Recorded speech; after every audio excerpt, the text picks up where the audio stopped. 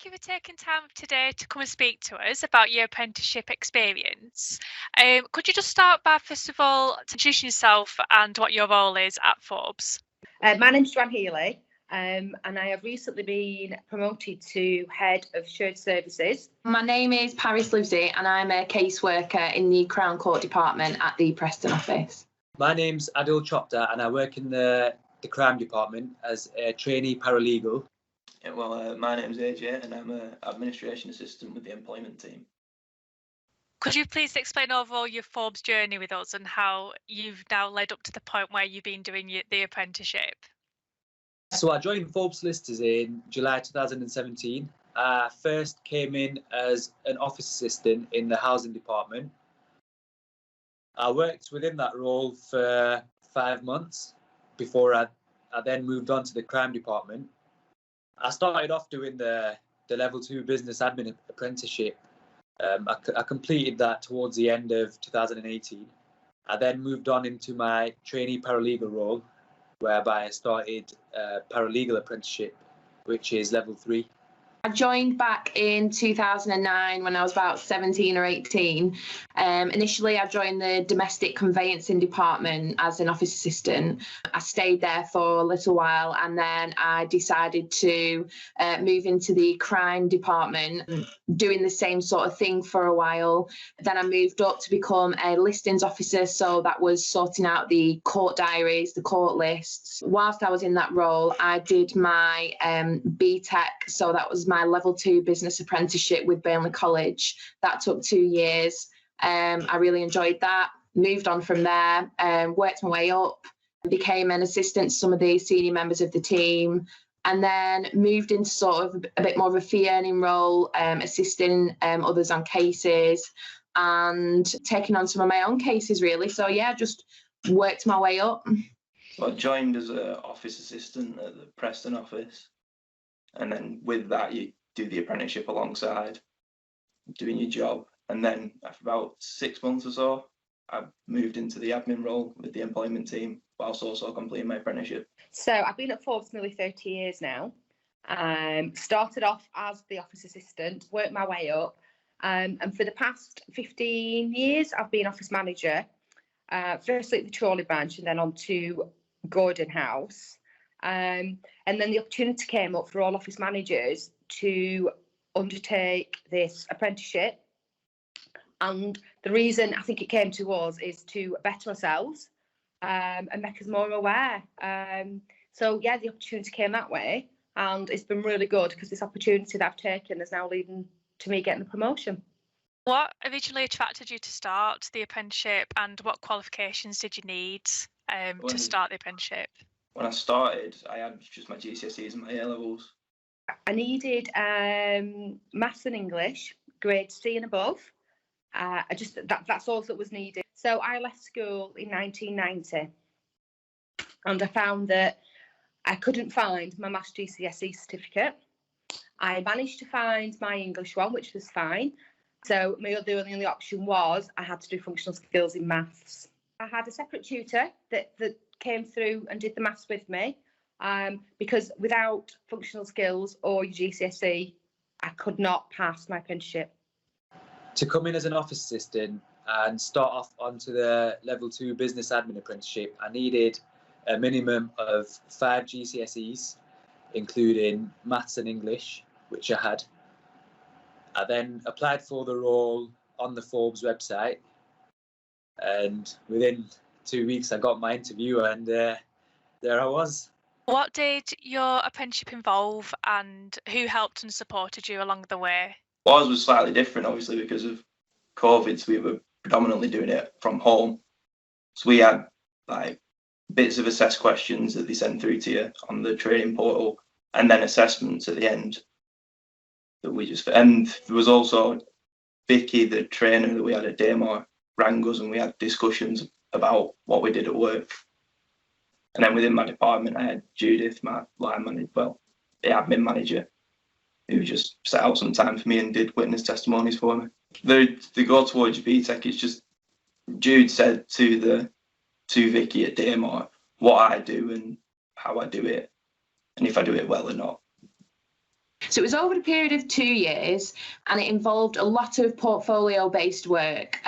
We had to create a portfolio throughout the entire time that I was doing the apprenticeship, and that was mainly gathering, work examples, various documents, showing that, what I was doing whilst I was at work and how I was sort of meeting the requirements. It also involved exams. So I had to do 2 initially, which were an introduction to law.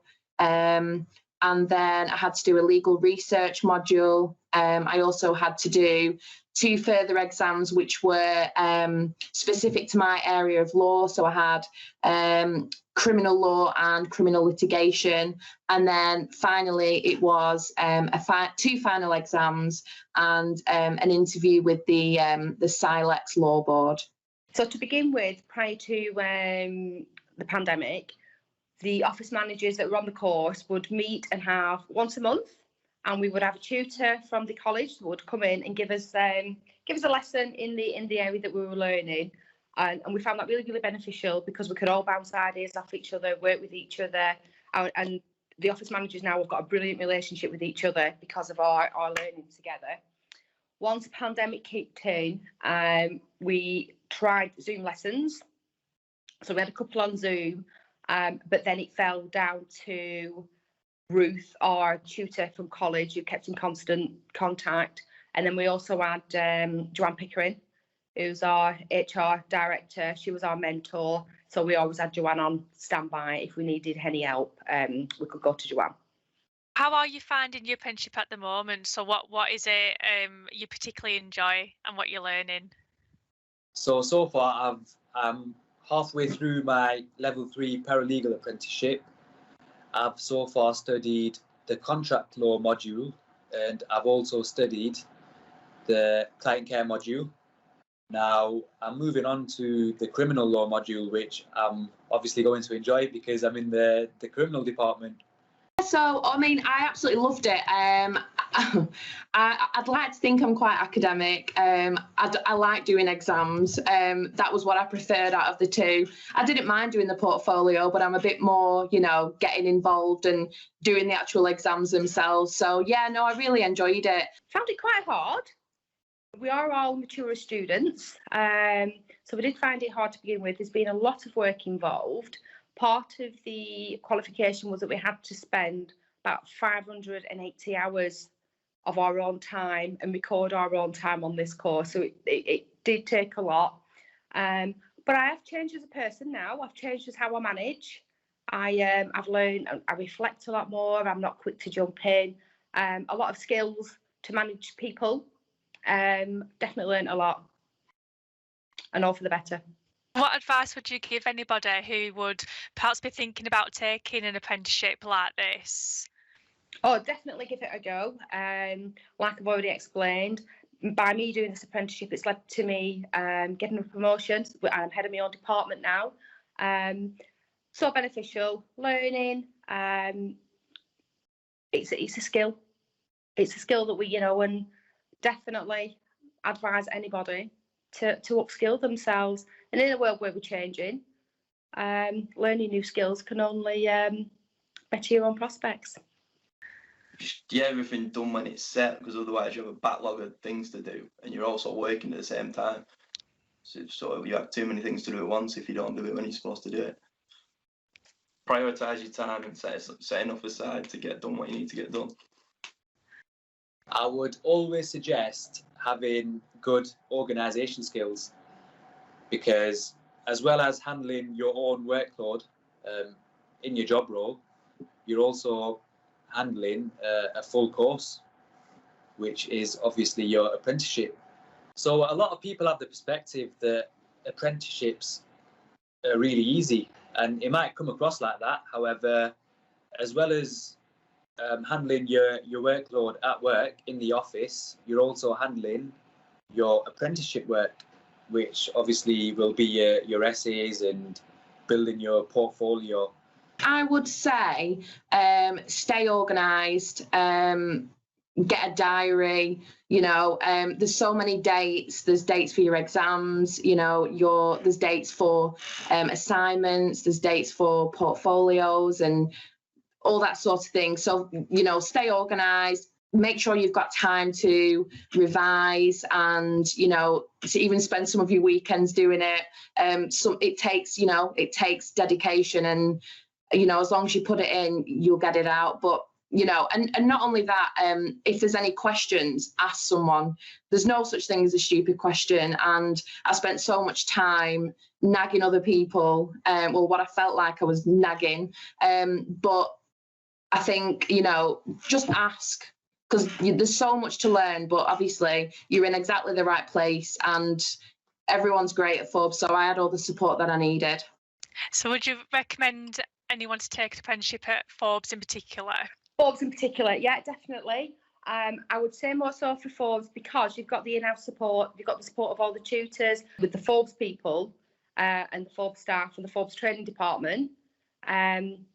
You have got fantastic support and it's second to none. Definitely, you're not going to struggle because you've got that support behind you. Yeah, definitely, because you're supported within the organisation and by the training provider themselves as well. So you can't get enough support really as you're completing it. To do an apprenticeship at Forbes, where there's a lot of people that can help, you have people in your own department, so solicitors and other people that have actually done the course that you'll be doing. There's also your HR and training department that are always there to help, and there's other people that you'll meet across the firm, and you can also go to your external training providers. I think Forbes have organised it really well that there's always someone there to help, and if you ever get stuck, which will always happen at some point, there's always someone there to help, and you can always talk to someone about it. The support was great, great from my colleagues, my peers, my friends. It's, you're doing things, you're doing exams and studies, and it was all new to me because the last time I'd done anything like that was school. So I was a bit, nervous, but yeah, it's just the support's great. And I think that Forbes give you all the advice that you need. They give you the opportunities. You can always better yourself and improve yourself at Forbes. And I think I've definitely done that. I came to Forbes from school. I didn't go to college, I didn't go to university. I wanted to get, into work. But I've managed to come a long way. And it's all because of Forbes. They give you the opportunities that you need to better yourself. So I think, do it. That's my advice. Do it. And with all the right tools and the right support around you, it's fine. You can do it.